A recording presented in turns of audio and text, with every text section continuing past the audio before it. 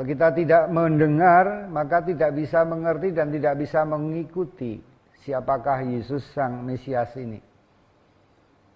Ada sebuah ilustrasi yang menarik. Di satu paroki itu ada begitu banyak orang-orang tua. Ada yang 90, ada yang 91. Dan saya bertanya, kok di paroki ini begitu banyak orang-orang tua? Dan salah seorang mengatakan, iya Romo, tapi ini orang-orang tua yang budek. Waktu dipanggil Tuhan mereka tidak dengar. Sehingga mereka tidak berangkat karena waktu dipanggil Tuhan itu mereka tidak dengar. Nah, ini hanya suatu guyonan saja, tetapi menurut saya marilah kita bersama belajar. Ya, belajar dengan rendah hati untuk mendengar dan untuk melihat. Bapak, Ibu, dan saudara sekalian yang dikasihi Tuhan, domba-dombaku mendengarkan suaraku dan mereka mengikuti aku. Karena mereka mendengar, maka mereka mengerti. Dan karena mengerti, maka mereka mengikuti. Kita sebagai manusia diberi Tuhan 2 mata dan 2 telinga. Hanya 1 mulut. Dan Tuhan mengatakan hendaknya kamu cepat mendengar, cepat untuk melihat, namun lambat untuk berkata-kata. Mengapa orang-orang sulit untuk mendengar? Sayang sekali bahwa orang-orang Yahudi tidak mendengarkan Yesus. Sehingga mereka tidak mengenal siapakah Yesus. Sayang sekali bahwa orang-orang Yahudi tidak melihat apa yang telah diperbuat oleh Yesus untuk mereka. Mujizat-mujizat yang terjadi. Sehingga mereka tidak mengenal Yesus. Mengapakah banyak orang sulit mendengar dan sulit untuk melihat? Ternyata karena orang itu mau senang dan mau menang. Dan karenanya dia hanya mau mendengar apa yang dia maui, yang dia inginkan. Orang yang senang dipuji tidak mau mendengarkan kritik. Orang yang senang diakui, dia tidak mau ditolak. Orang yang senang lagu klasik tidak suka mendengar lagu dangdut. Orang yang tidak senang dinasehati, dia biasanya lebih suka menasehati.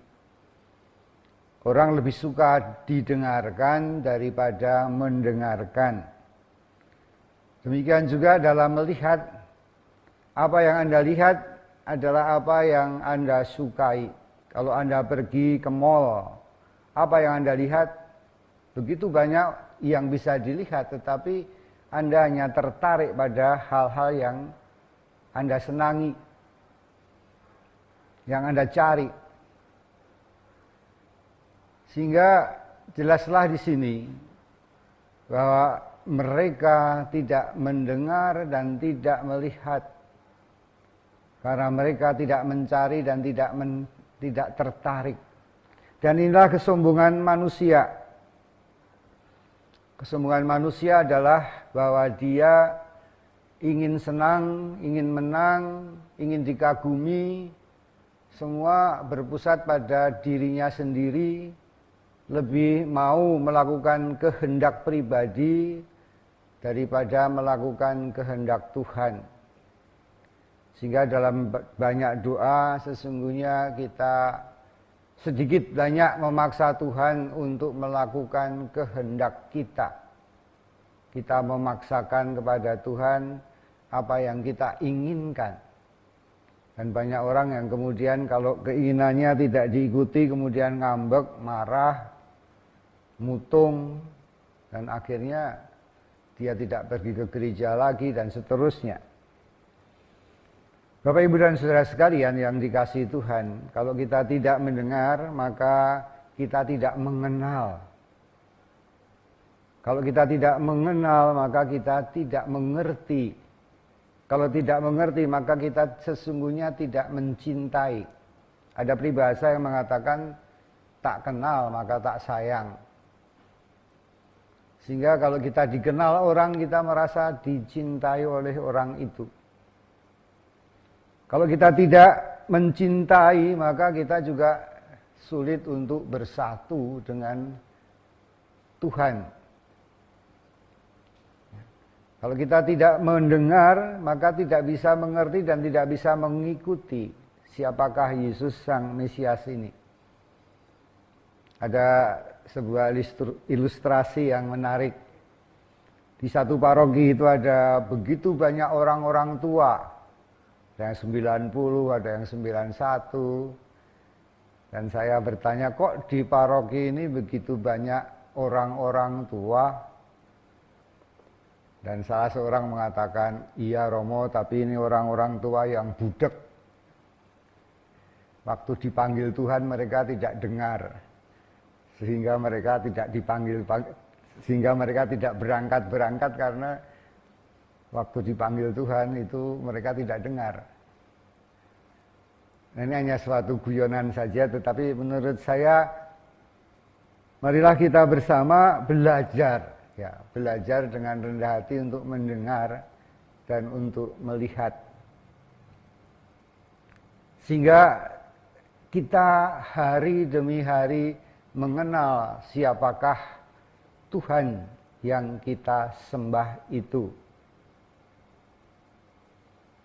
Dulu Monsinyur almarhum Leo Sukoto mempunyai semboyan Secio Kui Credidi. Saya tahu siapakah Allah yang aku sembah. Maka sesungguhnya segala kehidupan kita dalam proses untuk mengenal siapakah Tuhan. Semakin kita mengenal Tuhan, semakin kita diberkati oleh Tuhan.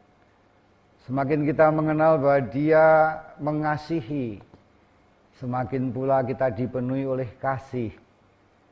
Semakin kita mengenal kuasa Tuhan, maka kita pun juga semakin menerima kasih karunia yang Tuhan berikan pada kita. Semakin kita mengenal bahwa Yesus bersama kita, sehingga kita seringkali mendengar salam kita. Tuhan sertamu dan sertamu juga. Tuhan beserta kita sekarang dan selama-lamanya.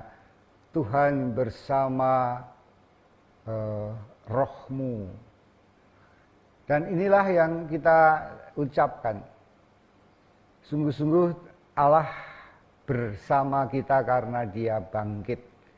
Dan kebangkitan inilah yang dikatakan oleh Yesus dalam bacaan pertama, bahwa orang-orang di Antioquia disebut orang-orang Kristen, pengikut Kristus, artinya yang sudah diurapi, yang sudah menerima Yesus dan menerima hidup yang kekal, hidup yang penuh dengan kegembiraan, hidup yang bebas dari ketakutan, karena ketakutan manusia yang utama adalah kematian.